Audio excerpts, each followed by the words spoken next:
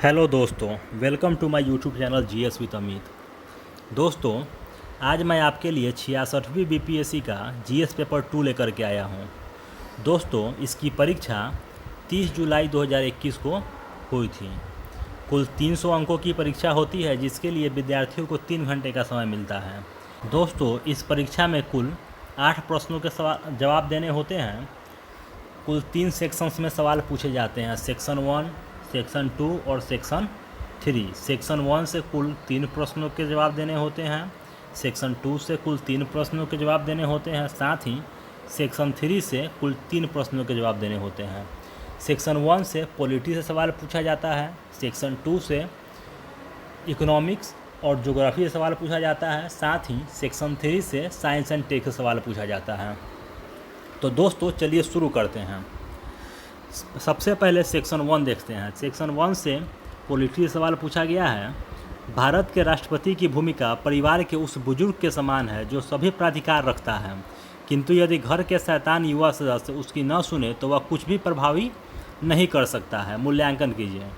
दोस्तों, यह सवाल जो है वो कुछ उस तरह से है जो इससे पहले भी एक सवाल पूछा गया था कि भारत के जो राष्ट्रपति हैं एक रबर स्टाम्प की भांति कार्य करते हैं। कुछ उसी से मिलता जुलता यह सवाल था।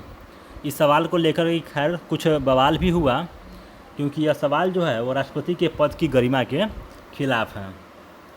तो चलिए दोस्तों, आगे बढ़ते हैं।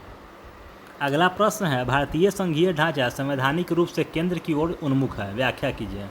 दोस्तों, यह भारतीय संघीय ढांचा से सवाल पूछ रहा है कि भारत का जो संविधान है वो संघीय है कि एकात्मक है। कुछ उसी से रिलेटेड यह सवाल था। आशा करता हूं दोस्तों आपने इस सवाल का जवाब सही ढंग से दिया होगा।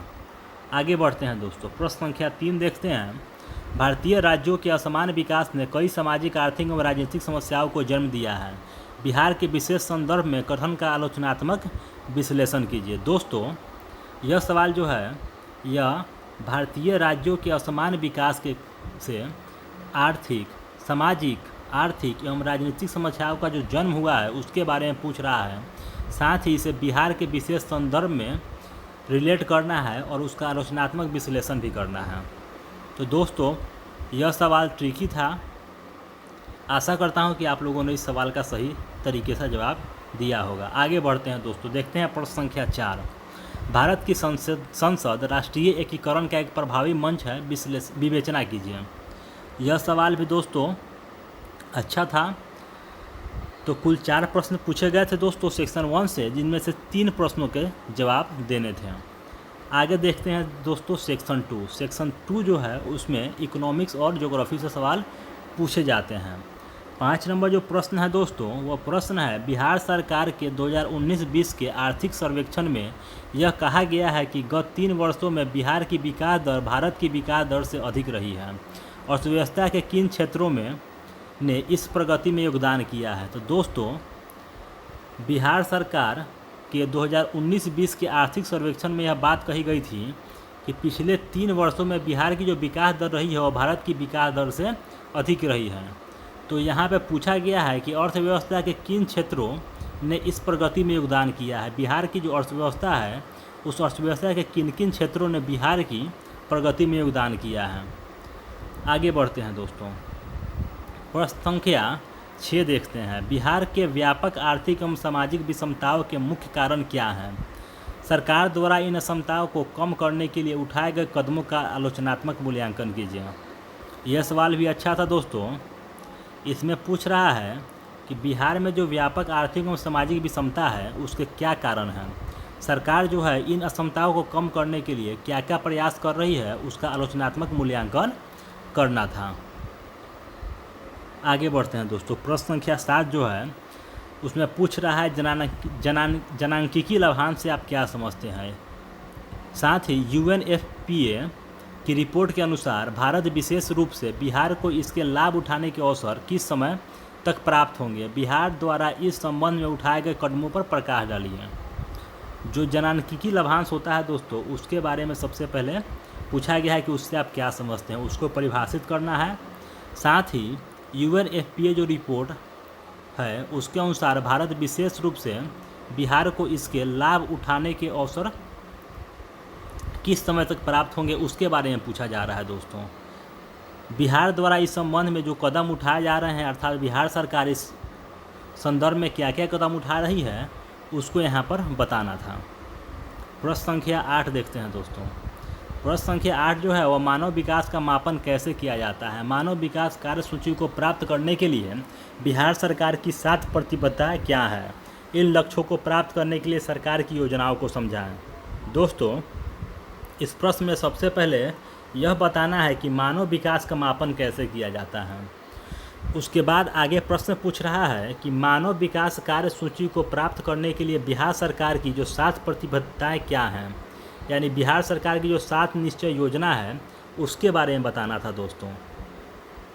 साथ ही इस लक्ष्य को प्राप्त करने के लिए सरकार की जो योजनाएं हैं उसको भी समझाना है।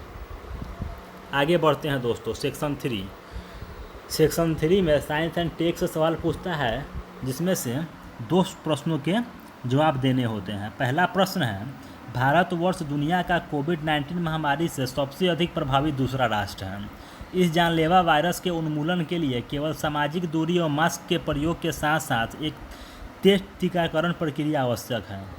प्रधानमंत्री द्वारा प्रतिपादित मेक इन इंडिया अवधारणा को दृष्टिगत रखते हुए हमारे राष्ट्र द्वारा कोविड-19 उन्मूलन के लिए उठाई गई गतिविधियों का विस्तार से वर्णन कीजिए।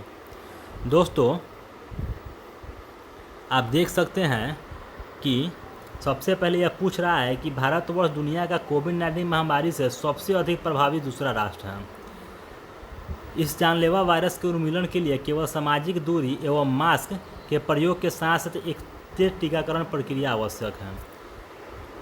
प्रधानमंत्री द्वारा प्रतिपादित मेक इन इंडिया अवधारणा को दृष्टिगत करते हुए हमारे राष्ट्र द्वारा कोविड-19 उन्मूलन के लिए उठाए गए गतिविधियों का विस्तार से वर्णन कीजिए।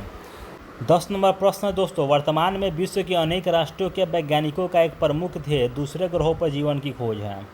भारत के द्वारा अंतरिक्ष शोध के विकास की विवेचना विशेष रूप से 21वीं सदी में इस ध्येय की पूर्ति के लिए कीजिए। तो दोस्तों, यह जो प्रश्न है वो अंतरिक्ष से है। इसमें भारत की उपलब्धियों को बताना है। तो अगला प्रश्न देखते हैं दोस्तों।